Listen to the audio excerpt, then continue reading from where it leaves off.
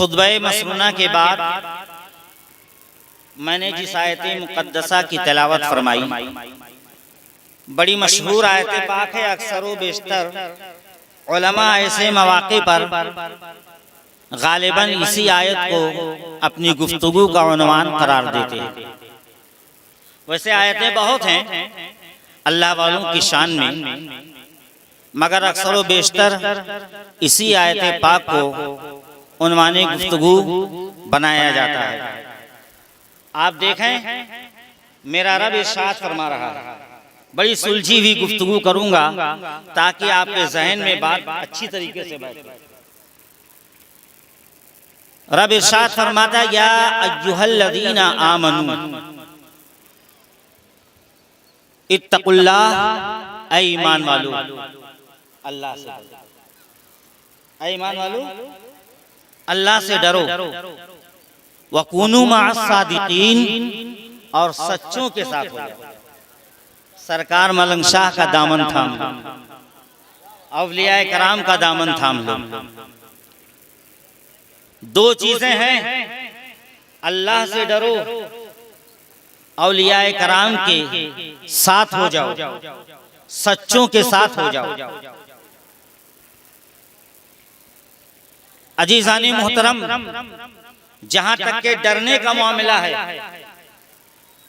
यकीन जानिए हम कमा हक़्क़हू अल्लाह से नहीं डरते। प्यारे, कमा हक़्क़हू अल्लाह से नहीं डरते, चूंकि अगर हम अल्लाह से डरते तो हमारी मस्जिदें वीरान न होती। अगर हम अल्लाह से डरते तो हमारे कदम बुराई के रास्ते पर न जाते। अगर हम अल्लाह से डरते तो हम चुगलखोरी में मुलव्विस न होते। अगर हम अल्लाह से डरते तो हम फराडबाजी में मुलव्विस न होते। अगर हम अल्लाह से डरते तो जालसाजी हमारे अंदर न होती। अगर हम अल्लाह से डरते तो हमारी भीड़ शराब के अड्डों पर न होती। अगर हम अल्लाह से डरते तो हमारी भीड़ ज़िना के अड्डों पर न होती। अगर हम अल्लाह से डरते तो हम हमारी भीड़ सनीमा घरों में न होती। यकीन जानिए हम अल्लाह से नहीं डर रहे हैं प्यारे। जो बंदा अल्लाह से डरा करता है फिर मस्जिदें आबाद हुआ करती हैं। जो बंदा अल्लाह से डरा करता है फिर वालिदैन की वो खिदमत किया करता है। जो बंदा अल्लाह से डरा करता है वो उलमा की इज्जत किया करता है। जो बंदा अल्लाह से डरा करता है वो बड़ों की इज्जत किया करता है, छोटों पर शफ़क़त किया करता है। हम और आप यकीनन कमा हक़्क़हू अल्लाह से नहीं डर रहे हैं, क्योंकि जो बंदा अल्लाह से डरता है वो हराम नहीं खाता प्यारे, वो हलाल के करीब जाता है, हराम से दूर होता है। हम अजीज़ाने मोहतरम, आज हमारा शेवा ये बन गया है, आज हमारा कैरेक्टर ये बन गया है, आज हमारा मिजाज ये बन गया है कि माल आना चाहिए, वो किसी भी तरीके का माल हो, किसी भी एंगल से आए, किसी भी ज़ाविये से आए, कहीं से भी आए, माल आना चाहिए, चाहे वो हराम तरीके से आए, चाहे वो हलाल तरीके से आए। मगर याद रखो प्यारे, इस्लाम में हलाल की बड़ी अहमियत है और हराम को मेरे आका ने हराम खाने वालों पर लानत बरसाई है। मेरे आका इरशाद फरमाते हैं, जब तक के हराम का एक लुकमा किसी के पेट में होता है 40 दिन तक ना तो उसकी नमाज कबूल होती है ना तो उसकी दुआ। 40 दिन तक ना तो उसकी नमाज कबूल होती है ना ही उसकी दुआ कबूल होती है। आओ देखो बात हराम की आई है तो एक तारीख आपके सामने रखूं। मुबारक, ये मुबारक कौन है? ये एक मस्जिद के मुअज्जिन, एक मस्जिद के मुअज्जिन है, मगर हैं बड़े गरीब, खुद का मकान भी नहीं, मस्जिद ही में रह रहे हैं, खाने के वांदे हैं, बड़ी खस्ता हालत है, गुर्बत और मुफलिसी है। मगर ऐसी गुर्बत में भी मुबारक का मामूल ये है कि वही मुबारक सब्र से काम लेते हैं, सब्र से काम लेते हैं और इस्लाम के हर अहकाम को अदा करते हैं, इस्लाम के हर अहकाम को अदा कर रहे हैं। और उसी मस्जिद के जो इमाम हैं, जो हुकूमत की जानिब से इमामत की मुलाजिमत पर मामूर थे, बेटी जवान हो चुकी है, बेटी जवान हो चुकी है, अच्छे रिश्ते की तलाश में है, रिश्ता अच्छे रिश्ते की तलाश में है, कोई दीनदार घर मिले, दीनदार लोग मिले, दीनदार आदमी मिले, लड़का मिले तो अपनी बच्ची की शादी उससे कर। मगर मुबारक का मामूल है फजर की नमाज अदा करते हैं, चाश अदा करने के बाद वही मुबारक मस्जिद से बाहर निकलते हैं और सिर्फ इतना कमाते हैं कि एक रोज की, एक दिन की इफ्तारी हो जाए, क्योंकि रोजे से है, एक दिन की इफ्तारी का इंतजाम हो जाए और कमाकर जोहर से पहले मस्जिद में चले आते। इधर इमाम साहब लड़के की तलाश में, अचानक इमाम की नजर मुअज्जिन मुबारक पर रुक गई, इमाम की नजर मुअज्जिन मुबारक पर रुक गई। सोचने लगे मैं दीनदार तलाश रहा हूँ, मैं अच्छे कैरेक्टर वाला लड़का तलाश रहा हूँ, मैं मुत्तकी लड़का तलाश रहा हूँ, अब मेरी नजर में मुबारक मुअज्जिन से दीनदार कौन होगा, मुबारक मुअज्जिन से मुत्तकी परहेजगार कौन होगा। आगे बढ़ते हैं और इमाम है मगर मुअज्जिन से कह रहे हैं मुबारक शादी का इरादा है, क्या शादी का इरादा है। मुबारक फरमाते हुजूर अरे मुझ गरीब से कौन शादी करेगा, मेरे तो खाने के भी वांदे हैं, खुद का मकान भी नहीं है, मुफलिसी तलाशी है, मुझ गरीब को कौन अपनी लड़की देगा। इमाम साहब कहते हैं खाली तुम राजी हो जाओ, शादी के लिए राजी हो जाओ, कोई दे या न दे मैं अपनी लड़की तुम्हें देने के लिए तैयार, सुभान अल्लाह, मैं अपनी लड़की का निकाह तुम्हारे साथ करने के लिए तैयार हूँ। मुबारक फरमाते हुजूर ये क्या, अरे कहाँ कालीन में टाट का पेवन, दुनिया क्या कहेगी, मखमल में टाट का पेवन, दुनिया क्या कहेगी। इमाम कहते हैं दुनिया कुछ भी कहे मगर अगर आप राजी हो जाएं तो मैं अपनी लड़की की शादी आपसे करूं। मुबारक फरमाते ऐसी बात है तो मैं राजी हूं। इमाम फरमाते हैं ठीक है, अब कहीं से अपने लिए किराए का मकान तलाश लो,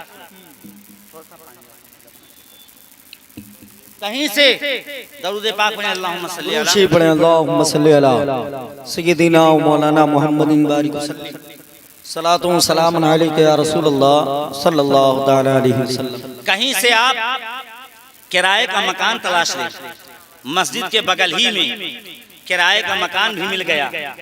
इधर इमाम अपनी बेटी को लेकर आते हैं और मुबारक मुअज्जिन के साथ निकाह पढ़ दिया, शादी हो गई, निकाह हो गया, शादी हो गई। अब बादल मगरिब कबल इशा, यानी मगरिब के बाद इशा से पहले वही इमाम अपनी बच्ची को लेकर मुअज्जिन मुबारक के घर पहुंचते हैं और मुअज्जिन मुबारक के हवाले करते हैं, वापस आ जाते हैं। रात आती है, वही मुअज्जिन मुबारक है, बीवी के पास नहीं गए हैं, मुसल्ला डालकर रात भर अल्लाह की इबादत कर रहे हैं, रात भर अल्लाह की इबादत की। फजर की नमाज में पहुंचे, इमाम ने चेहरे को देखा तो फौरन भाग गए कि आज मुअज्जिन मुबारक ने आंख नहीं लगाई है, मुअज्जिन मुबारक सोए नहीं है। इसी को कहा जाता है लिफाफा देखकर मजमून को भाप लेना, लिफाफा देखकर मजमून को भाप लेना। इमाम फरमाते हैं ऐ मुबारक लग ऐसा रहा है कि सारी रात आप सोए नहीं हैं, सारी रात आप सोए नहीं। मगर अभी इमाम साहब ने कुछ नहीं कहा, पहुंचे अपनी बेटी के घर, रात का पूरा मामला तहकीक किया और वापस आकर मुअज्जिन मुबारक पर बरहम हो गए, गुस्सा हो गए और गुस्से में कहने लगे, मुबारक मैंने तेरी इज्जत की, तू गरीब होने के बावजूद मैंने अपनी लड़की तेरे साथ ब्याह दी, अपनी लड़की का हाथ तेरे हाथ में दे दिया और तूने मेरी लड़की पर जुल्म किया।